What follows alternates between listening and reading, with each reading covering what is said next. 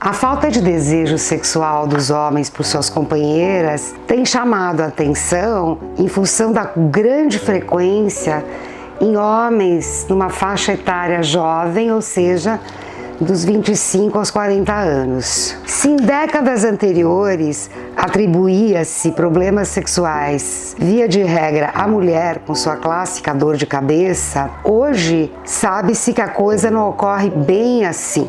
A questão que se apresenta hoje é: por que será que homens, no auge da sua potência sexual, se encontram impossibilitados de uma vida sexual mais plena com suas companheiras? Não podemos afirmar que isto não ocorria em décadas passadas. No entanto, o assunto era bastante velado. Os relatos no consultório aparecem da seguinte maneira: no início, tudo era lindo. A vida sexual era bastante excitante.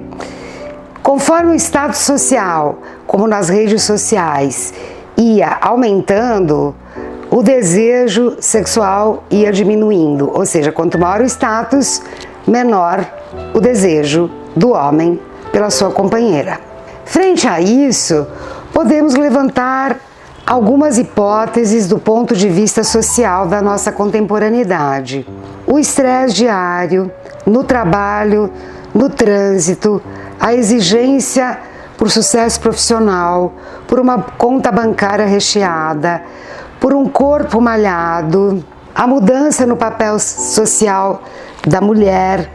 Parece que tudo isso afeta o homem de uma maneira que lhe causa uma impotência como um todo. E esta impotência se reflete também em sua vida sexual. Por que será que as mulheres que hoje em dia sofrem o mesmo tipo de pressão, ao invés de ter a sua libido diminuída, pelo contrário, se tornaram extremamente desejantes, ou pelo menos falam e mostram o seu desejo e exigem do seu companheiro uma vida sexual prazerosa e criativa? Uma vez descartadas as causas orgânicas, sobressai a questão psíquica.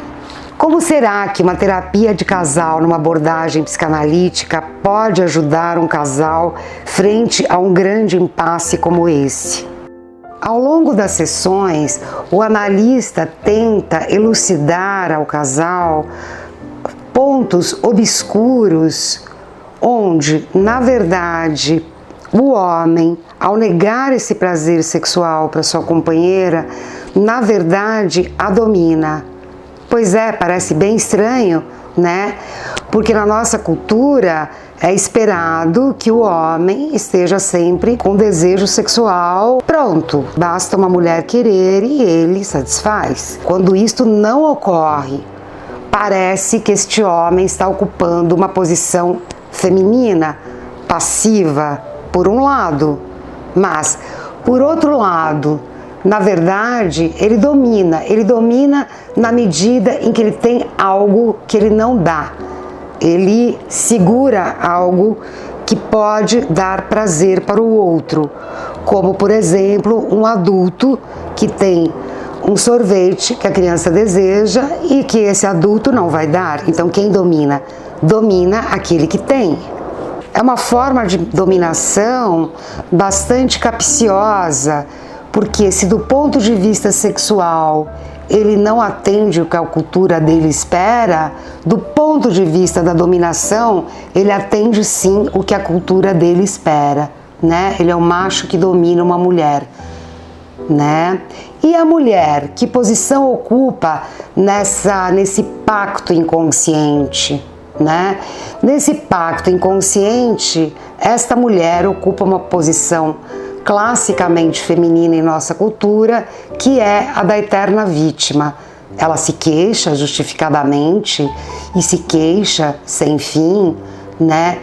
E esse homem não dá para ela o que ela quer, e assim eles permanecem enredados numa teia, provavelmente com causas originadas na infância, mas isso não cabe aqui eu desenvolver, né?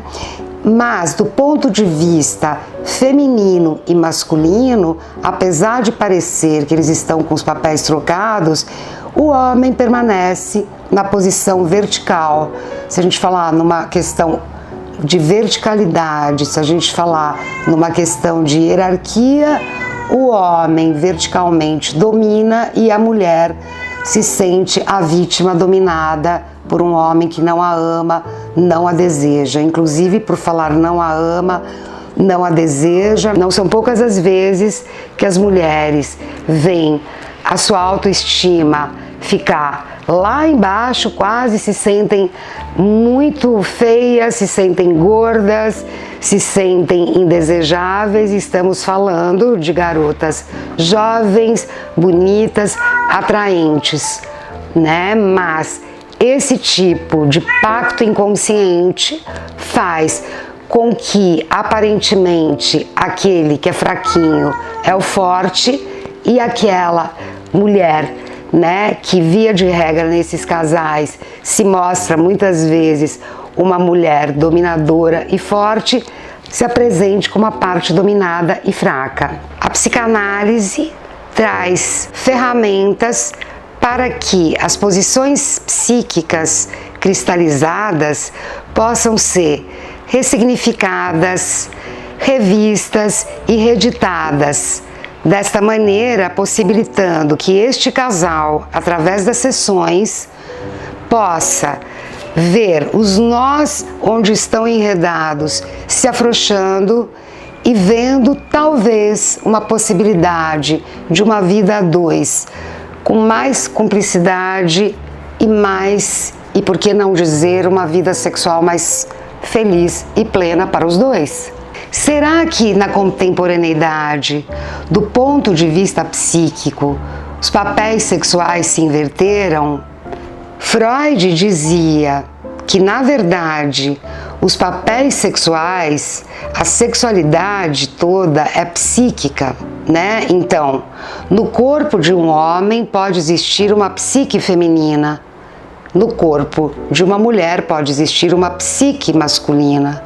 Tudo isso é muito sutil, tudo isso é muito capcioso, o que nos faz, por isso que eu estou falando dessa questão.